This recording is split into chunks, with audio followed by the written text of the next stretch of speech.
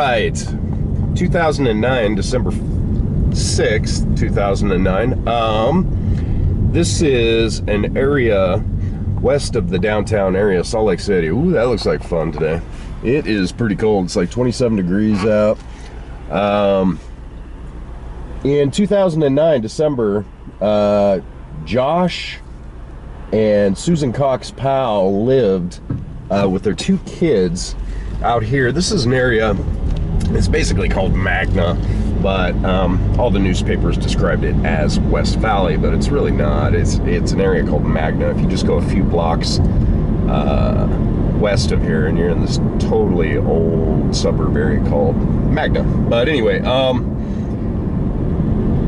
they lived in this area, and they were an LDS couple from Washington State, and they had moved here recently. And what's kind of significant about that is when you live in this area, you find that in the suburbs, especially surrounding the downtown area of Salt Lake and anywhere in the smaller communities in any direction, but there are LDS churches everywhere you go. I'm going to try to make this kind of quick, but Josh Powell, this whole story is very sick, dark, twisted stuff, and it's very interesting, endlessly fascinating. We got Whittier Elementary.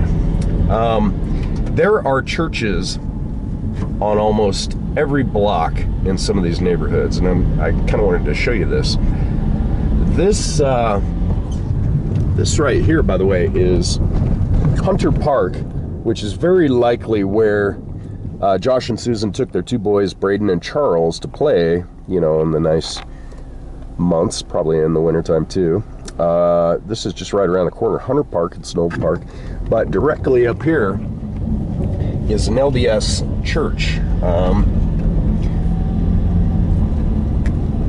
Let's see, get a better shot of it. It's very typical of the LDS churches in the valley. Okay, so there's one. Hey, you come up here a bit. And there's another one right up here. The next one up here on the right is called the 36th Hunter Stake Ward. It's where Josh and Susan actually were members of the church, and they took their kids here. On December 6th, the last time Susan was ever seen publicly by anyone was leaving this church. She was seen by a neighbor later that night at 5 o'clock, who left around 5 o'clock, I should say, at their house, which is right around the corner. But this is the Stake Ward House, where they actually went to church off 6,000 West and about 3,900 South.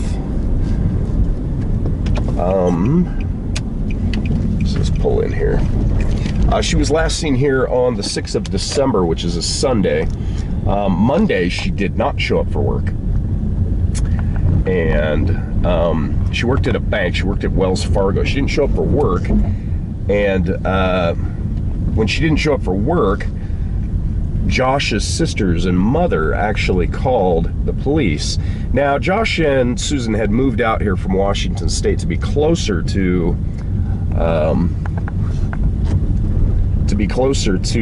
the sisters and the mother, actually. The sisters and the mother absolutely adored Susan. They loved her. But there was a weird dynamic with Josh. They didn't really care for Josh very much. Josh's father had been divorced from Josh's mother in 1992, and she had said some very strange things to police about him. You know, he was addicted to pornography way back then. This is his father, Stephen Powell, right? He had, on many occasions, had talked about wanting to have a polygamous lifestyle with plural wives and etc. He was very, very, very much an old perv, right? You know, as you are.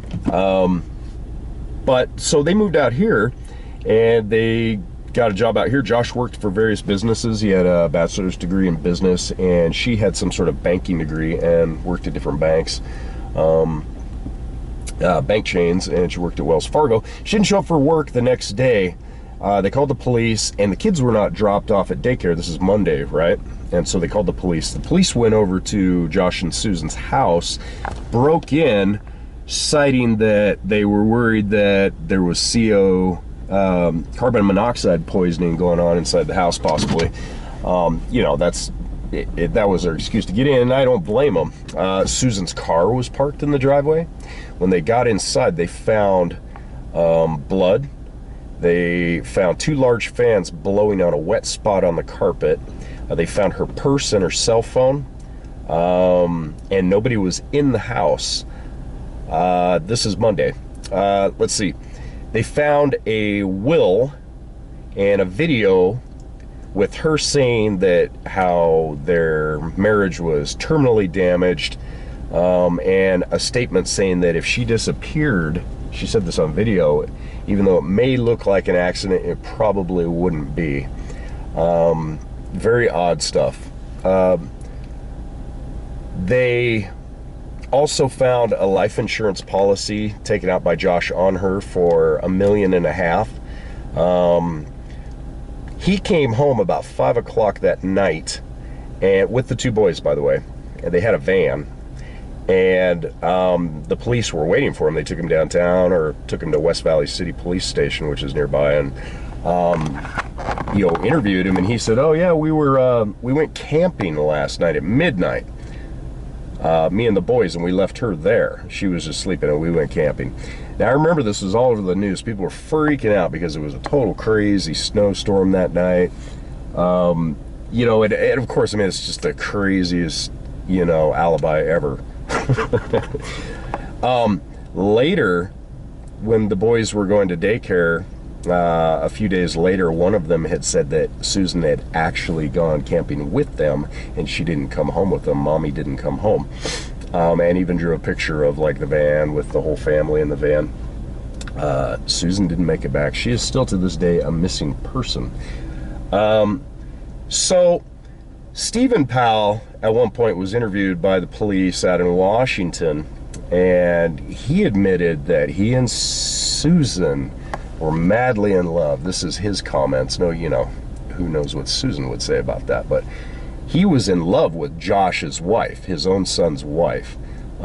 They found all kinds of child pornography on his computer that same year. Like, they checked his computer. He had been busted. I think it was a random thing, like he had nothing to do with this case at all, and I think that's one of the reasons he got interviewed so closely, because he had over 4,500 pictures of children and women, adults too, on his computer.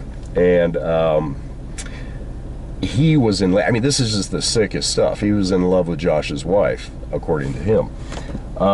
So he's in Washington, and Josh moves rapidly, right? He liquidates all her retirement funds, her IRAs, her 401ks, etc., and goes out to Washington for the holidays, quote unquote, wink wink, and doesn't come back until January 6th the next year, 2010, just a few weeks later.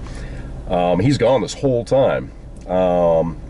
Basically just quit his job, went out there, and then as soon as he came back, he brought his brother back, and they immediately packed up all their stuff in their house, and he just moved the hell out of Utah, went straight back to Washington, moved in with his dad, took the boys with him, and was there for a while. And the police were, by the 14th of December, they had named him a person of high interest in this case. Now, in 2011, Stephen Powell, Josh's father, actually was busted videoing the neighbor's children in the bathtub. He had telephoto video action going on, and he was just like spying on the kids next door. We're talking about little girls, I can't remember their ages, but they were well under the teenage age. They were young girls.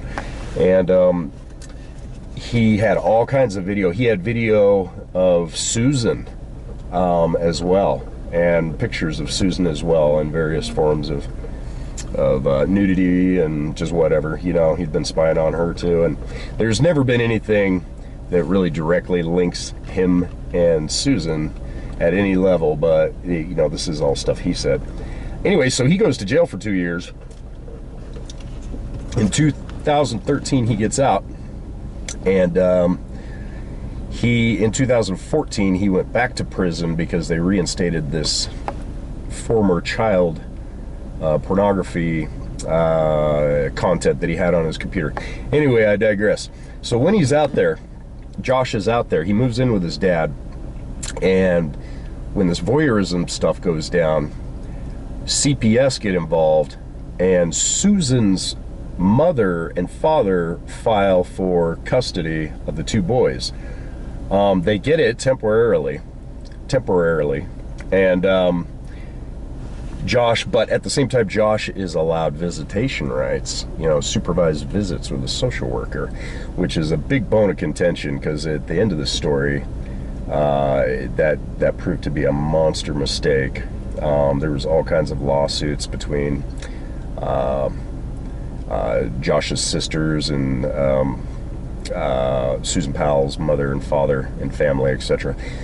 But so he was told, okay, you got to move out of your father's house if you want to have any chance at having custody of these kids. Meanwhile, he's like a suspect in a disappearance of his wife case, a suspected homicide case. I mean, everything looks suspicious as hell with this guy. So on 2012, February 5th, 2012, almost exactly 3 years after his wife's disappearance, his dad's in prison, by the way. He's in jail at the time. He gets visitation with the two boys, and they come over to the house in Washington, Pierce County, a nearby town called Graham. He was told he had to move out of his father's house, but he rented out this other house, but still continued to live with his dad, if that makes sense. And I don't know how he was affording to do all of this. It's very odd, because I don't believe he was working the whole time he was out there. He opened the door, the kids come in the house, he closes the door on the social worker, locks it, and then a few minutes later, the house explodes. He had petrol burned the whole place. He had like dumped gasoline all over the entire place. He had beat his two boys by this time, who were, my goodness, I think they were 5 and 7. And he had beat them with a hatchet in the back of the head, in the neck, and killed them, and then blew the house up. He had like thrown gasoline all over the water heater, and just, murder-suicide, basically. Craziest stuff ever. And then that was just insane, because CPS was just freaking out, trying to defend themselves over this. And this is all happening over a period of time after that, but there was many lawsuits, and that were part of this. How in the hell did CPS allow him to have visitation rights? He's a suspect in the murder, disappearance of his own wife, his dad's child pornography stuff. I mean, it's just the most twisted thing ever. Oh, and Josh actually, at one point, they found animated child porn on his computer while he was in Washington as well, but it wasn't considered illegal because it was animated. It wasn't like it wasn't actual children. It just, the whole thing is so sordid. But so about a year later, Michael, Josh's brother, commits suicide from a high-rise car parking structure in Minneapolis, Minnesota, where he went to school.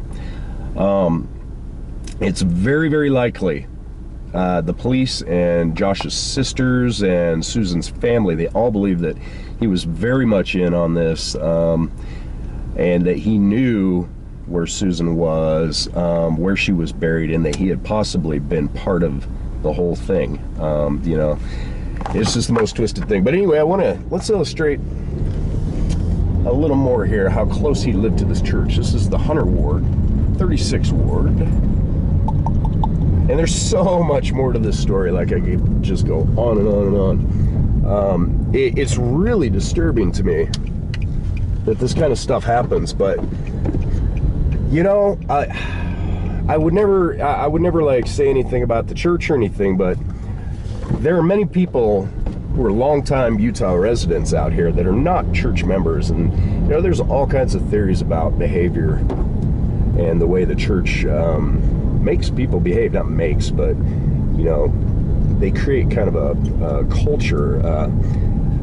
LDS, a lot of people would say, and I'm not saying this, but a lot of people would say that LDS people are extremely addicted. There's, painkillers are huge in this community. Because drinking isn't good. Coffee is bad. Cigarettes are bad. But painkillers are legal and prescribed, so they're okay. Another huge thing that people talk about here is the pornography addiction in LDS males in Utah. And I don't know, this is all stuff that you just hear. I don't have any specific anything about it. But anyway, Josh and Susan lived at the end of this block here. This is their house. This little silver, oh shit, there's people home. Giddy, giddy, giddy. That should be fun. Somebody obviously lives there. Oh, I gotta hold my camera down. It is this house right here, 6252. Anyway, that's where she disappeared from.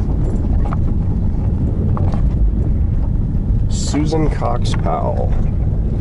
Thanks for checking it out.